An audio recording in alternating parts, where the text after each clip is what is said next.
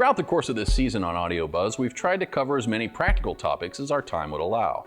Now, all of this information has brought up some questions from our viewers, and as a result, you let us know this in our comment section on DJTV. So in this episode, we'll take a look at a handful of questions that caught our attention.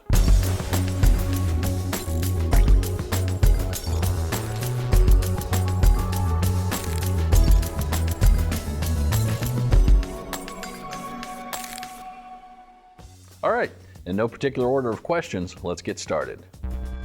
From episode 7, Monitors Matter, Kevin Hoven says, "Great show, but I have one question. I do most of my work with headphones, not speakers. Is this a bad thing?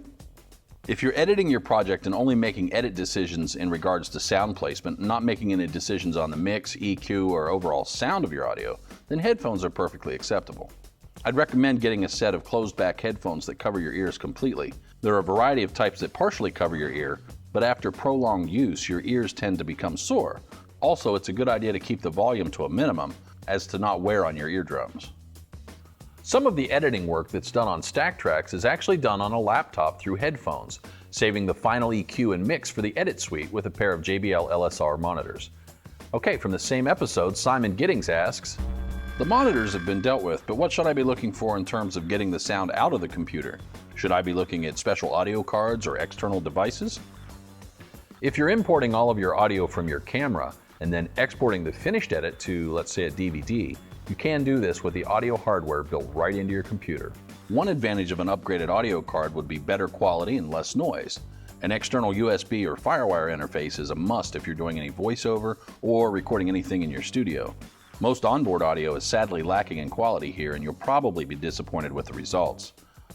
Most of these external interfaces also come with specialized audio software as an added bonus.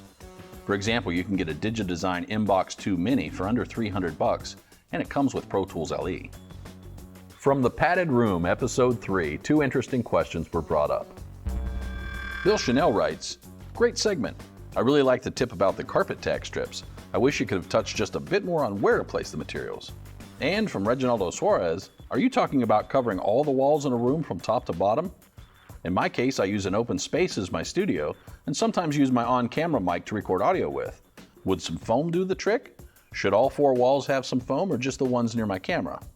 It's not necessary to cover all of your walls in foam. The idea is to keep your voice from bouncing off the walls and getting back into your mic. Believe it or not, if you and your camera can squeeze into a closet packed with hanging clothes, you can actually get pretty good results. If you're looking for a more professional solution, you might want to think about something like the Max Wall system from RLX. This is a portable interlocking acoustic wall system that's easy to set up, tear down, and move from place to place. If you're using a mic on a stand, check out their ISO Producer Pack. This will give you a variety of small portable aural expanders to help isolate your microphone and reduce room interaction. And finally, from episode 4 on sweetening your audio, Thomas Krauska asks, "I'd like to see a bit more information on compression. As I looked at your screen, there seems to be a few more controls which you don't explain at all. Also, you don't explain the controls which you do use." Well, Thomas, I like to think of compression as salt. Just a dash helps the flavor, but too much spoils the meal. Most compressors typically have quite a few options. Let's look at some of the most common.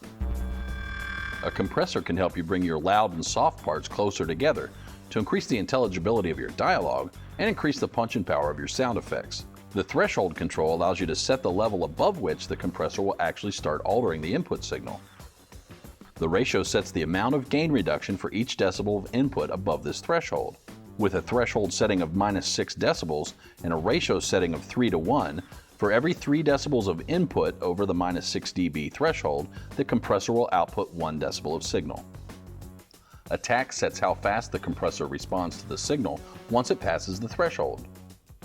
Release controls how quickly the compressor stops compressing once the signal falls below that threshold.